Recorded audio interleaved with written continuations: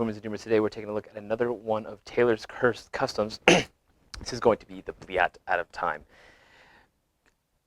This is like a PP19, but just cooler, at least for me personally. I know it's supposed to be cursed, but I think it's really, really cool. We took an LCT handguard, modified it from an AK to go ahead and fit onto the LCT PP19 Vityaz. Put a Lancer Tactical T1 style optic on here, but didn't put a riser, didn't really need it.